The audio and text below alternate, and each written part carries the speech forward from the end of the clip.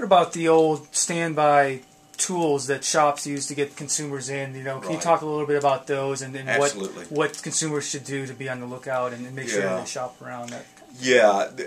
There's several of those tricks, if you will. Probably the most common is the use of reference price advertising. Reference price advertising is when a merchant uses a higher, what we call advertised reference price, regularly $79.95, along with the lower offering price, sale $29.95.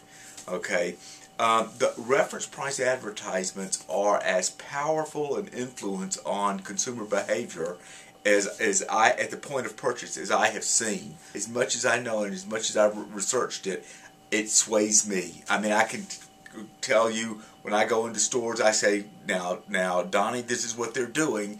You know this, but people like a deal.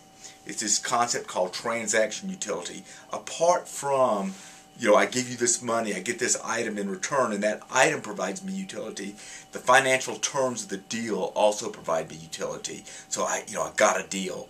So I'm very deal prone. I love getting a deal, and as a matter of fact, that's what I brag about. What consumers should not, I've heard it time again, what consumers should not believe is, well, if it wasn't legal, they couldn't do it.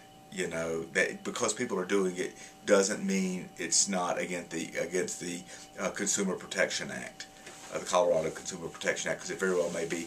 Consumers have to be their own police. The second one that gets people all the time, gets people, are price match guarantees. The stores come out and say, if you can find it, you don't need to search around. If you find it for less, we'll match their price and give you 10% of the difference. Well, that's very cheap for them. What they do is stores that offer price match guarantees most times are not the low price stores. They're the higher price stores. But they signal low price to consumers if they say that, and few consumers are willing to go out and shop around.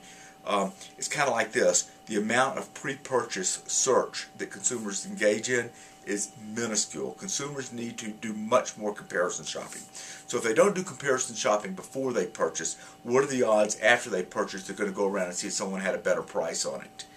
Doesn't happen. Just doesn't happen. And in those few cases that it does happen, the store is very willing to pay out, meet the price plus 10%, because for the one person out of 20 who did it, the other 19 people, they've profited heavily by not offering the low price, but just saying we'll match it if you find it.